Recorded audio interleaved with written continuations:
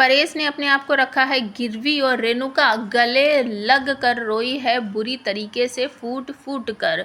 परेश बहुत ज़्यादा परेशान है, घर वापस नहीं आना चाहते, पहले इस समस्या का समाधान करना चाहते हैं। और सचिन समझ चुका है कि काका को ज़रूर पता है कि मेरे बाबा कहाँ है, लेकिन वो मुझे बताना नहीं चाहते हैं। तो रात को साइली समझाती है सचिन को कि प्लीज़ काकू को सच बता दो, लेकिन सचिन कहता है अब ना, कल की कल देखेंगे, अभी तू सो जा। तो जैसे ही सुबह होती है, सबसे पहले रेणुका उठ जाती है, नहा धोकर तैयार हो जाती है, पूजा पाठ कर लेती है और बार बार दरवाज़ा खोलकर दरवाजे को देख रही है, बाहर की तरफ देख रही है, कभी अंदर आती है, कभी बाहर जाती है, बार बार झांक रही है कब आएंगे परेश, कब आएंगे परेश।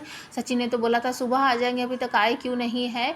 इस तरीके से वो कर रही है, दरवाजे के आसपास ही बार बार घूम रही है। सचिन साइली भी जब रेडी होकर बाहर आते हैं, रेणुका को देखकर काफ़ी परेशान होते हैं। साइली फिर से कहती है कि सचिन प्लीज़ जाओ काकू के पास और जाकर सब कुछ सच सच बता दो।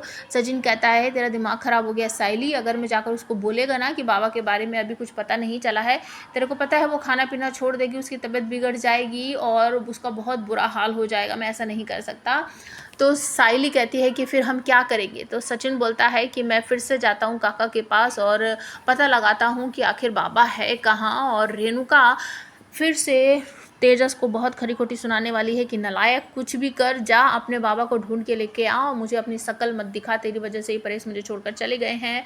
आकाश रिया समझाते हैं कि आई प्लीज़ ऐसा मत कर, कुछ नहीं होगा, बाबा आ जाएंगे, वो थोड़ा सा परेशान हो गए, तू चाय पानी पी, नाश्ता कर, अपनी दवाई वगैरह ले, वो आ जाएंगे, हम जाते हैं उनको पता लगाते हैं।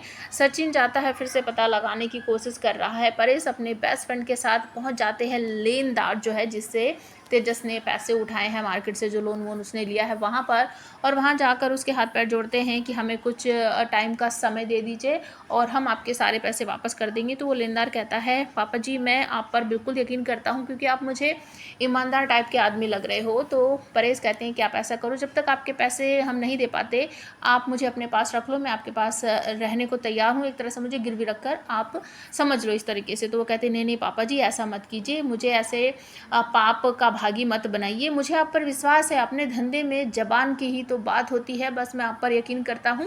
और बात पक्की हो जाती है। तो परेश अपने दोस्त के साथ उस लेनदार को लेकर घर पहुंचता है। रेणुका भाग के आती है, परेश को देखकर गले लगाकर बहुत बुरी तरीके से फुट फुट कर रोने लगती है। परेश कहते हैं बस बस चुप हो जा, शांत हो जा, मैं आ गया ना, अच्छा मेरे साथ कोई आया है, अभी तुम लोग रोना धोना बंद करो, सब साइड हो जाओ।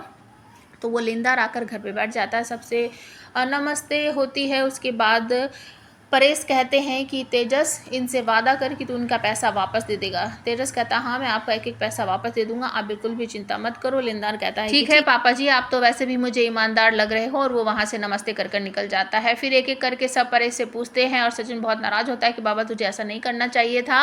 और रेणुका कहती है कि अगर एक गाड़ी पटरी पे से उतर गई है तो दूसरी पटरी को संभालना चाहिए ना, तुम ऐसे कैसे घर को और मुझे छोड़कर जा सकते हो, मैं तुम्हारे बिना मर जाऊंगी परेश।